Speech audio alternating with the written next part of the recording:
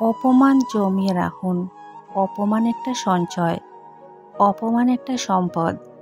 ভুলের ক্ষমা হয়, অপমানের ক্ষমা হয় না, হয় শুধু সময় মতো জবাব।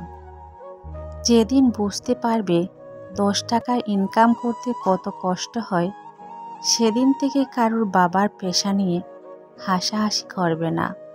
আপনার খাবারটিকে ওষুধ হিসেবে পরিমাণ মতো খান, না হলে আপনাকে বাকি জীবনটা ওষুধকে খাবার হিসেবে খেতে হবে।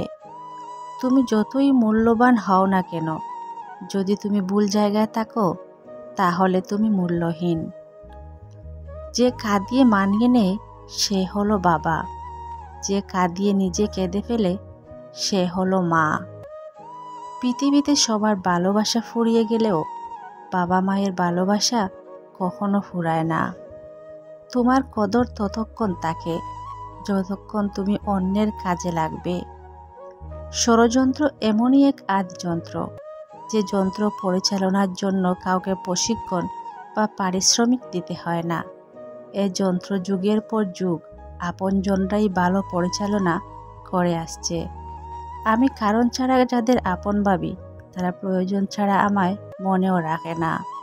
অন্ধ লোক যদি হঠাৎ দেখতে পায়, তখন সে সর্বপ্রথম হাতের লাঠিটাকে ফেলে দেয়, অথচ লাঠিটি তার দুঃসময়ের সঙ্গে ছিল। ধৈর্য মানুষকে জিতিয়ে দেয়, আর অধৈর্য মানুষকে হেরে যাবার দিকে এক ধাপ এগিয়ে দেয়।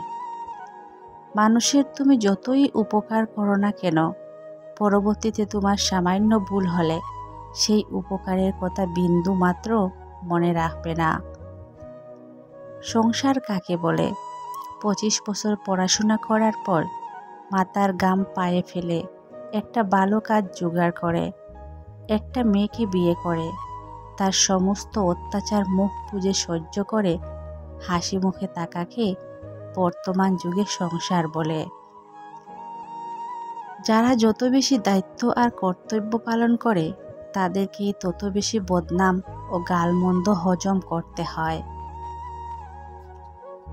কারো সমালোচনা করার আগে নিজেকে জিজ্ঞেস করো, তুমি তার যোগ্য কিনা। গলা দিয়ে আওয়াজ বেরোলেই যেমন গায়ক হয় না কেউ, তেমনি কারো দোষ বের করতে পারলেই তা যথার্থ হয়ে যায় না। এক হাঁড়ি দুধ নষ্ট করতে গেলে যেমন এক ফোঁটা লেবুর জল যথেষ্ট, ঠিক তেমনি কারো মধ্যে বিশ্বস্ততা নষ্ট করাতে হলে হালকা সন্দেহ ঢুকিয়ে দেওয়াটাই যথেষ্ট। বাবার চেয়ে দায়িত্ববান কোনো পুরুষ হয় না, আর মায়ের চেয়ে যত্নবান কোনো নারী হয় না। মনের মধ্যে তারাই জায়গা করে নেয় যাদের মন সরল ও পরিষ্কার, কারণ সুতোতে সেই সুতোই প্রবেশ করে যে সুতোতে কোনো গিঁট থাকে না। বিষধর সাপের চেয়ে ভয়ঙ্কর হয় অকৃতজ্ঞ ও স্বার্থপর আত্মীয় স্বজন। বিয়ের পর সবাই বলে মেয়ে কী নিয়ে আসছে, অথচ কেউ বুঝতেই চায় না যে একটা বাবা তার সবচেয়ে মূল্যবান সম্পদটাকে তাদের দিয়ে দিয়েছে। নিজের একান্ত গোপন কথা নিজের কাছেই রাখতে হয়। বর্ষার হাতটা যতই বিশ্বস্ত হোক না কেন, স্বার্থে আঘাত লাগলে রূপ বদলাতে একটুও সময় লাগবে না। বিয়ের আগে মেয়ের চাইতে মেয়ের মায়ের ব্যাপারে খবর নেওয়া বেশি জরুরি, কারণ করলা গাছে কখনো আঙ্গুর ফল হয় না।